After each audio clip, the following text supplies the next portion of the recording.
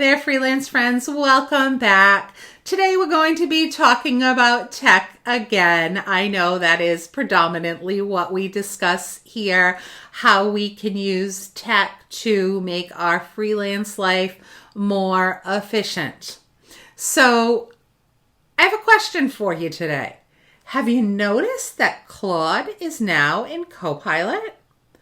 I know that I knew it was coming, but I didn't know exactly when. So when I opened Microsoft Copilot the way that I usually do, mid-task, probably juggling many things, I was using it to help me draft or think something through. Nothing out of the ordinary. But then I saw it. There in the model options was something new. It was some of the Claude large language model options. So if you've spent any time exploring AI tools, you've probably come across Claude before. Claude has a great reputation for being especially strong at writing, structuring ideas, and handling longer, more thoughtful responses. But initially, I wasn't expecting to see it inside of Copilot because Copilot had always used the GPT models. Now, as many of you know, Microsoft does own about a 20% stake in OpenAI that is responsible for the GPT models. But a few months ago, at least based on the timing of this recording, Microsoft also forged a deal with Anthropic, who's responsible for Claude, which is why we're starting to see Claude show up in many places within Microsoft Copilot. So while it may feel like a small detail, just another option in your drop down, it really is something bigger, in my opinion. Now, if you're using Copilot Premium, this is where it gets interesting. Because Claude isn't buried in a settings menu or hidden behind anything complicated, it is available very easily for you to utilize. And it shows up right where you're already working within Copilot. So when looking for it, you want to look near the top of the screen where you typically interact with Copilot. There's now a model selector. Now, this is all dependent on your version in the rollout. At the time of this recording, some of you are going to see this, some of you aren't going to see it, and some of you will see it in certain programs that utilize Copilot, but not in others yet. But eventually you should see it right here as displayed on the screen.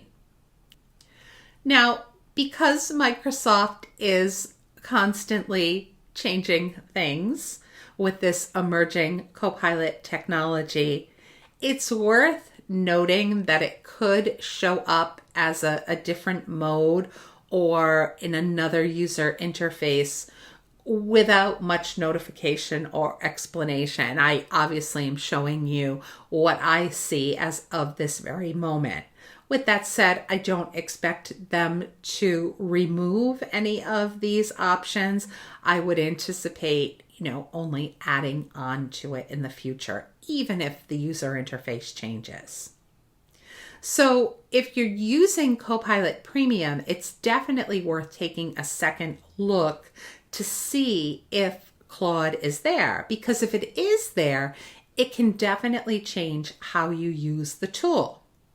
So for instance, when I first saw it, I did what most people probably do. I clicked it and I tried a few prompts.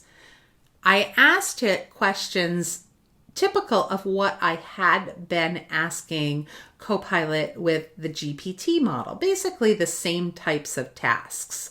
But the responses did feel noticeably different with Claude. Not dramatically so, but noticeably so. The structure was, in my opinion, a little bit more deliberate. The tone felt a little more measured.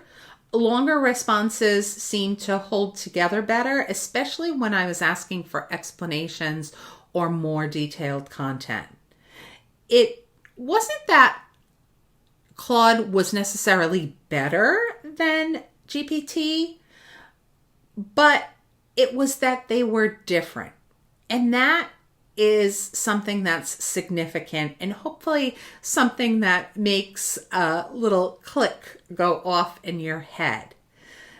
Because I want to emphasize that it isn't about just one model with AI. It's really about the choices and the nuanced differences. So up until now, most AI tools have been pretty straightforward. You use the tool and the model behind it is just there and it gives you answers based on that model. You probably don't even think about it too much. But as these choices start to roll out more and more, it changes that a little. Now, inside of one tool, you can have access to multiple models, each which has its own strengths. So instead of adjusting your expectations to fit the model, now you can start choosing the tool or the model that's going to fit your task. Now, what does that mean for us as freelancers? Well, this is where things really get practical, because most of the work that we do, and I'm sure similar to you, involves things like creating content, building presentations, explaining ideas clearly, and then working efficiently without overcomplicating things. And at least for me, AI is increasingly part of that workflow. So up until this point, one of my challenges has been using multiple AI tools because it was almost becoming its own kind of inefficiency for me, where I was switching from one platform to another platform. I was maintaining different subscriptions. I was getting used to different interfaces, and it's all things that add up both from a money perspective and from a time perspective. But now, thanks to Copilot, everything is integrated right within the interface. I have access to these different models, these different platforms, being, in this example, OpenAI and Anthropic right now, that I can utilize. So basically, I didn't have to open up another tool. I don't have to pay for another tool. I don't have to copy and paste back and forth from one tool to another and break my flow. I can stay in one place and simply switch from one model to the other from an easy drop-down menu. So if I want something quick and flexible, I can use one model. If I want something more structured or detailed, I can try another. And it's that kind of flexibility inside a single workflow that really is a big deal to me. Now, of course, there's also a quality angle to this. When you're creating deliverables for clients, whether that's training materials, presentations, or written content, the difference between good and clear, polished, and thoughtful matters. So having access to different models will give you another layer of refinement, not by working harder, but by just simply choosing. So right now, the feature that I just mentioned with the ability to choose various models has been sort of a quiet rollout on Microsoft's part, at least in my opinion. It's something that you might notice if you're paying attention, but it does point to a larger shift. Copilot isn't just becoming a smarter assistant, it's really becoming a platform of itself. And now this platform includes multiple AI models, different ways of interacting, and more control over how the results are generated. So this is wonderful. And the fact that it's expanding into Microsoft 365 apps like Excel and eventually Word and PowerPoint and others is really impressive because it's going to give us that broader Copilot integration across all of the apps that we already use and inevitably make it more customizable in the experiences that we have with it.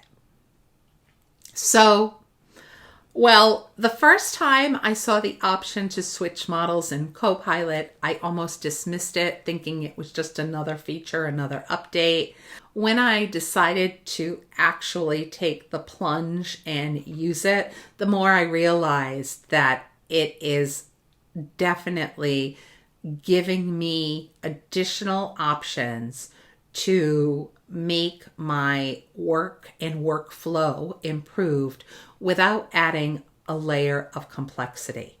And for freelancers, that's the sweet spot because I don't feel like we need any other levels of complexity. Instead, we need better ways to use the ones we already have.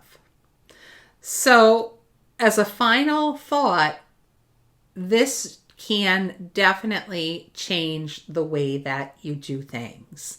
You're going to be able to start working a little differently, a little bit better, in my opinion. And in a workflow where efficiency and quality both matter, that's a pretty powerful shift. So thank you once again for joining me today. If you liked this video, if it was helpful, please do like and subscribe and support the channel. It really would be appreciated. Thank you. See you next time.